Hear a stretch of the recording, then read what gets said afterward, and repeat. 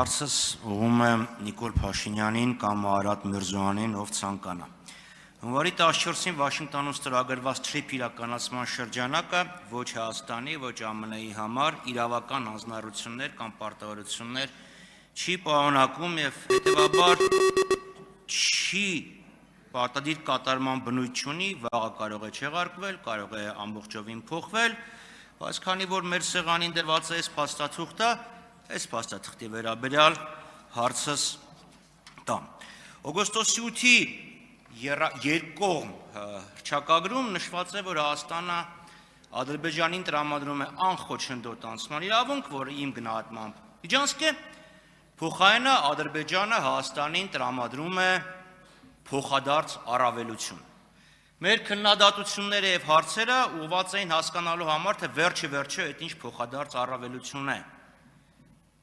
Ասում էիք անցման դիմաց։ Հիմա հունվարի 14-ին այս թուղթը ստորագրվեց, որտեղ TRIP իրականացման շրջանակը մի քիչ ավելի հստակեցվում է։ Բայց որևէ հստակեցում չկա, թե վերջը Հայաստանի քաղաքացիները Ադրբեջանի տարածքով ինչ պայմաններով ենք օգտվելու։ Արդյոք տեղյակ եք, Ադրբեջանի եւ Միացյալ Նահանգների միջև համանման փաստաթուղթ ստորագրվելու է թե չէ, եւ արդյոք տրամաբանական չէր, որ Վաշինգտոնում էլի 3 նախարար հանդիպեին եւ միաժամանակ այս հարցը լուծում ստանար։ Երկրորդ հարցը էլի այս տրամաբանության մեջ է։ Արդյոք Հայաստանի Հանրապետության քաղաքացիները կարող են Հայաստանում անցնող երկաթգծից օգտվել։ Դիցուկ որևէ մեկը Սյունիքի արևելքից նստի գնացք եւ ասենք ագարակում իջնի։ Եվ երրորդը հարցս շատ նման է պարոն Դանելյանի տված հարցին։ Ուզում եմ հասկանամ, այդ ենթակառուցվածքը, որ անցնում է էներգետիկ, ճանապարհային, մալուխային եւ այլն, դա Հայաստանի էներգետիկ ցանցին միանալու է թե չէ, եւ արդյոք Ադրբեջանի տարածքով մենք նույնպես իրավունք ենք ստանալու դրան համարժեք ենթակառուցվածքներից օգտվել։ Հարցին կպատասխանի Հայաստանի Հանրապետության վարչապետը, համեցեք պարոն Փաշինյան։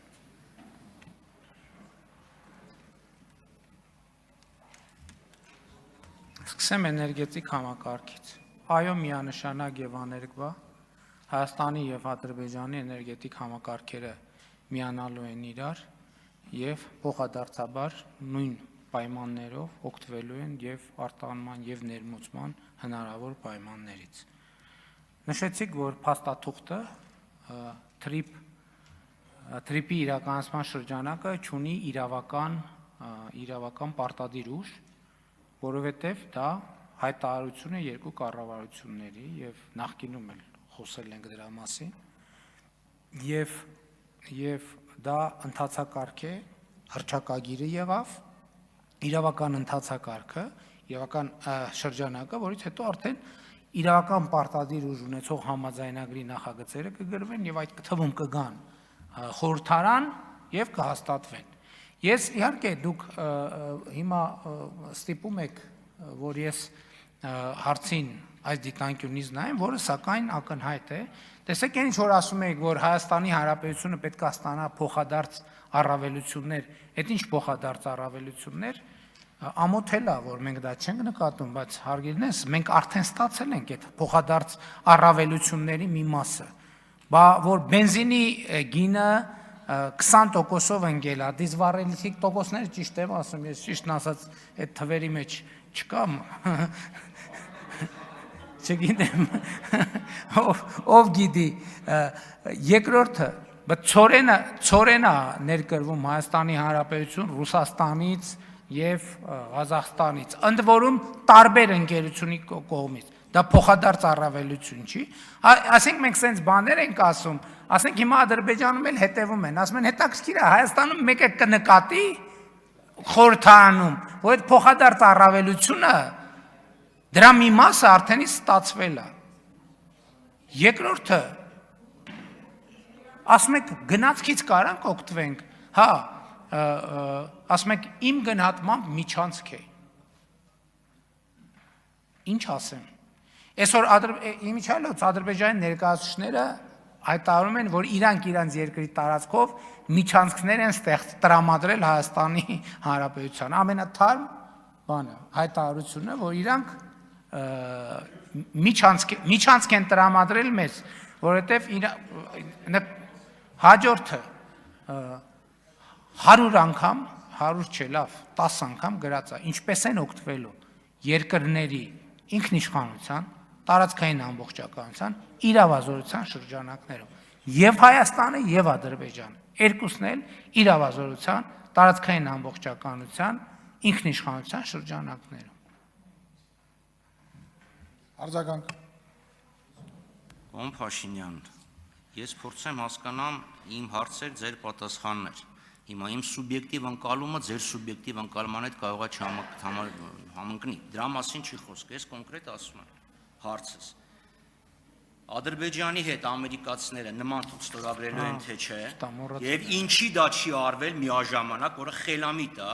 եւ այդ թղթով ձեր հարցերի պատասխանները, իմ հարցերի պատասխանները կտրվեն, որտեղ դուք իմ հարցին որևէ պատասխան չտվեցիք։ Փոխարենը տվեցիք մի այլ հարցի պատասխան եւ այլ դիտակետի, որ մենք ասում ենք, որ դուք դեռևս 2001 թվականի մարտին, եթե չեմ սխալվում, մի հոդված էիք գրել, որտեղ ասել էիք, որ միջանցք չտրամադրելը հայ ուժեղության հետևանք է։ Տրամադրենք միջանցք, դա պետքա Թուրքիային եւ ամերիկացիներին, փոխարենը ստանանք փող։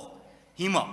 մենք տրամադրում ենք միջանցք, դուք կարող եք դրա հետ չհամաձայնվեք, փոխարենը ադրբեջանցիները մեզ անցում չեն տրամադրում, փոխարենը ասում են մեր տարածքով Վրաստանի միջով եկեք մտեք Հայաստան։ Ես ձեզ կոնկրետ հարց եմ տալիս։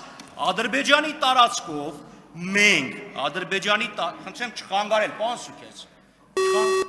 Մենք հատելու ենք, երբ ենք հատելու Ադրբեջանի սահմանը մեր գնացքով, որոնք են լինելու այդ հատման եւ անցման պայմանները, արդյոք ընտեղել է լինելու front office, back office, արդյոք 26%-ն է լինելու Ադրբեջանի սեփականությունը, 74-ը Ամերիկայի։